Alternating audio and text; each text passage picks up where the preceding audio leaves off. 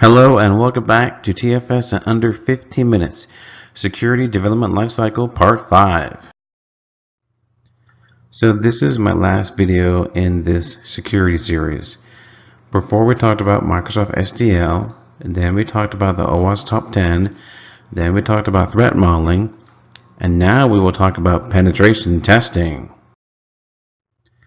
Penetration testing simulate high-impact security breaches to help your organizations better understand real security risks. What is penetration testing? A penetration test identifies your organization's weakness the same way an attacker would by hacking it. This enables organizations to better understand and ultimately minimize the risk associated with IT assets. So in a past life, I used Praetorian to do a penetration test. And you can go to this site and you can learn all about Praetorian.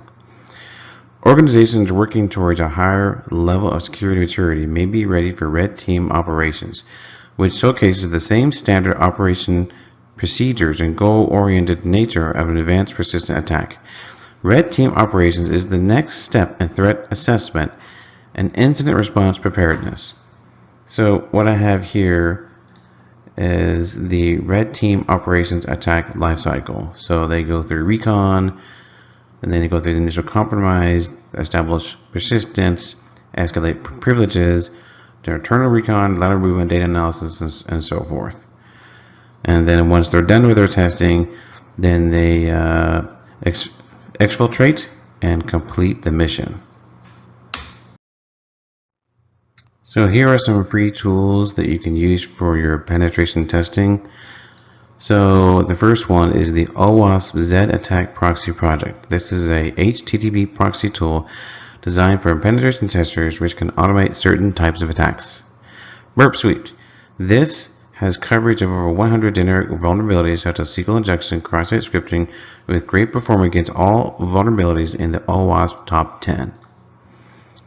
Qualsys SSL Labs, an online scanning service useful for evaluating HTTPS endpoints that are accessible on the public internet. ZenMap, a scanner that can check for server misconfigurations and vulnerabilities with various scripts. Putting it all together, the OWASP Top 10 shows the basic vulnerabilities one needs to guard against.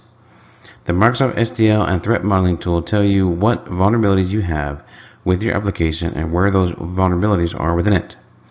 Penetration testing is usually done by a third party to ethically hack your finished application as a final test to exploit any lingering vulnerabilities so that these issues can be corrected before deploying in production or to prove that your organization is within PCI and SOX compliance.